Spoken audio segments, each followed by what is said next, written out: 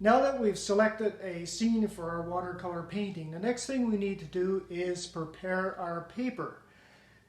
So what do you mean by preparing paper? Well, we're going to be putting water on our paper, obviously, and you'll notice that if you ever get a book or maybe a piece of paper wet, one of the things that happens to paper when it gets wet, it just goes all crinkly.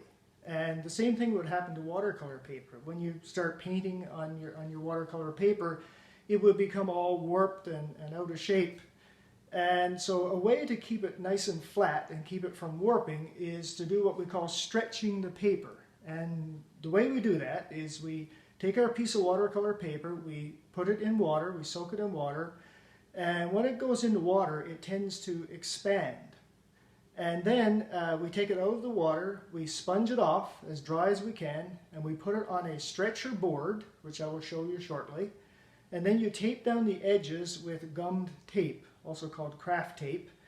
And so once it's taped down, when the watercolor paper starts to dry, it tends to want to shrink back to its original size.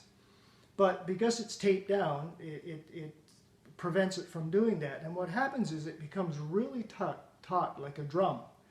And so no matter how much water you put on your watercolor painting, the paper will stay nice and flat. So that's why we're doing our watercolor paper stretching technique, to keep it nice and flat, so that when our painting is done, it will just look really nice, and we'll cut it off our stretcher board, and then we can frame it and it will just look really nice. So that's how I start my paintings, is by preparing the watercolor paper.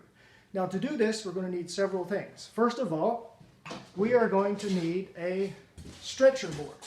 Now this is a stretcher board that I made. It's just a 1/4 inch plywood, and I painted the back, and then I just got a water-based varnish, and I put several coats of varnish on the front.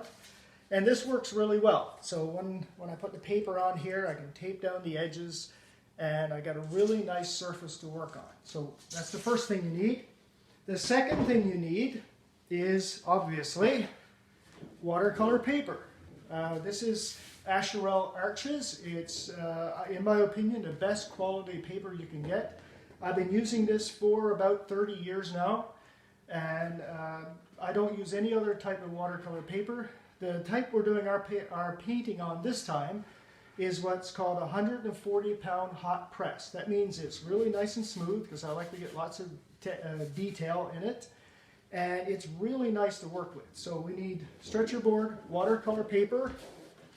The next thing we need is some of this. This is what's called craft paper, or it's just a gummed paper basically. It's like a tape that you have to wet it, and once our watercolor paper has been soaked in the water, we put it on our stretcher board. We need to be able to tape it down. Of course, regular tape wouldn't work for that, so you need some kind of a gum tape, and this stuff works beautifully. So what I've done in preparation, I have cut off the strips that I need to go around the perimeter of my paper once I get it wet. The next thing we need is one of these. This is just basically a little sponge that you can just wet down your paper with. But when I came across these lovely things, these are great, so I use this. So I'm going to take you through now the technique of stretching a piece of watercolor paper.